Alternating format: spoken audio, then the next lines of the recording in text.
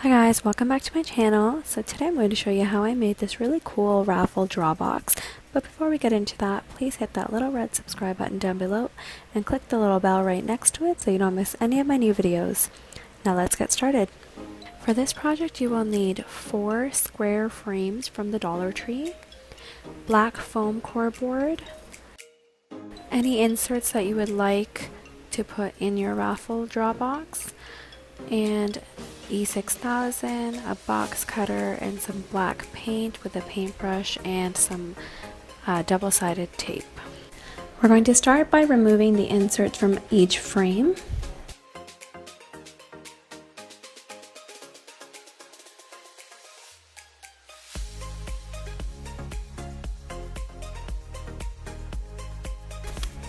So you'll notice the back side of the cardboard is black, but the other side is still the regular brown cardboard color.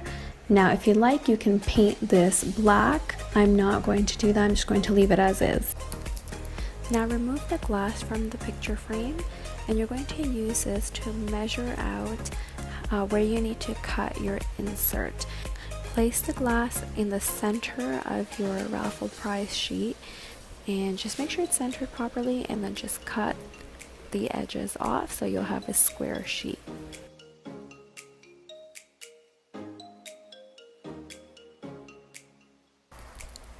Okay, so once that's been cut down to size, you're going to insert them into the frames, and we're going to use the black side, and we're going to put the black side face down in the frame so that you're going to have the brown cardboard color facing out. Now if you painted them black, then you have nothing to worry about. Since I didn't, I'm going to keep the brown side up because I will show you the difference between the brown showing and the white showing, because there's a little bit of a gap and you can see the color peeking through, so you don't want that. You want it to look as clean as possible.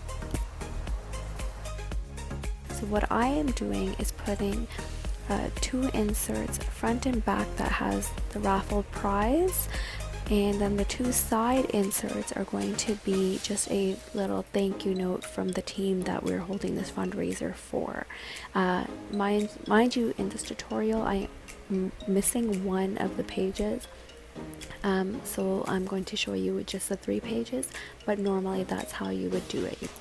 Okay, so now I'm going to take my E6000 and start gluing all the frames together.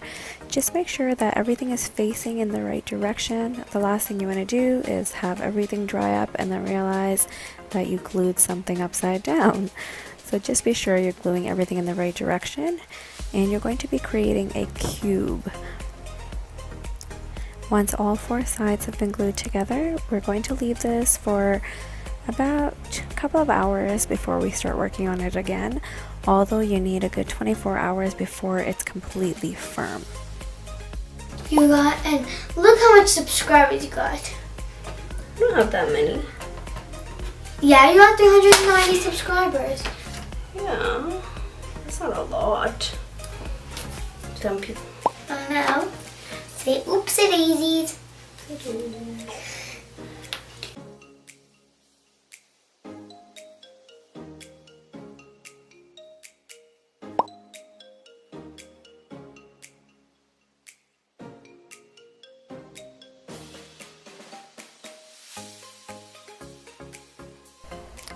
Okay, so now that the box is dry, we're going to take our black foam core board and we're going to cut a bottom and a top for this.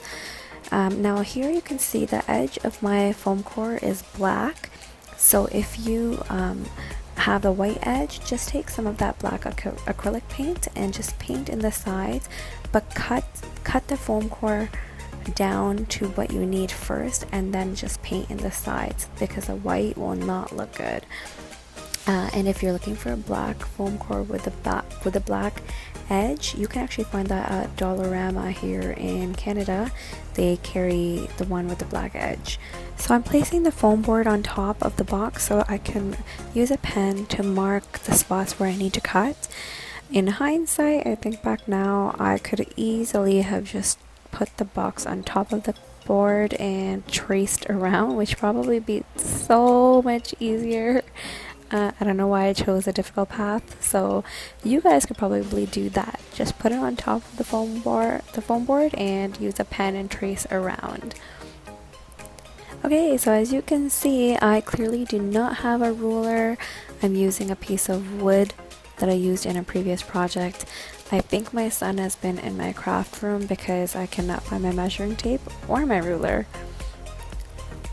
Anyways, you just need something with a straight edge so you can cut straight lines.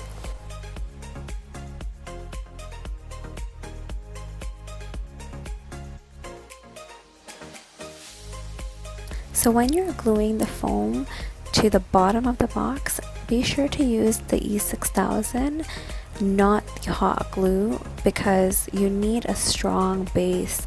These boxes are going to be handled quite a bit.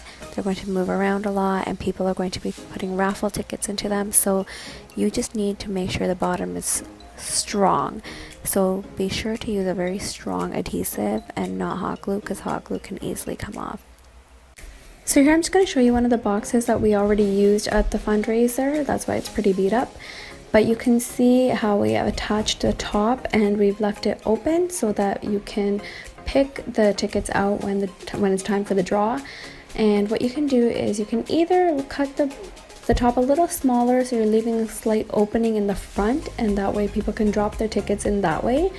Or you can do what we've done here and cut a slit in the center for people to drop the tickets, and then what we would do is just use black electrical tape to tape the back of this as a hinge, so to speak, so that you can open and close the top, and use double-sided tape on the other edges just to keep it snug while it's being used.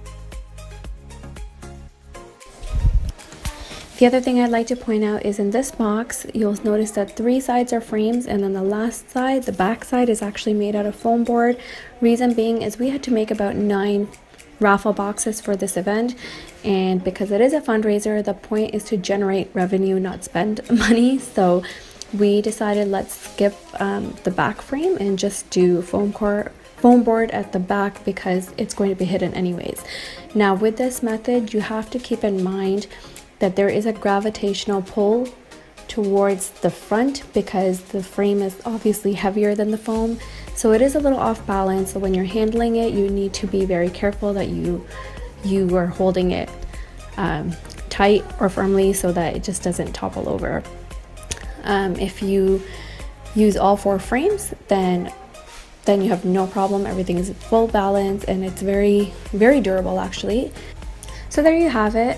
This is a completed project. It is very easy to make and it's so economical. It's an amazing project to do for a fundraiser, and the best part is that because you can use it year over year, you get to save money in the long run as well.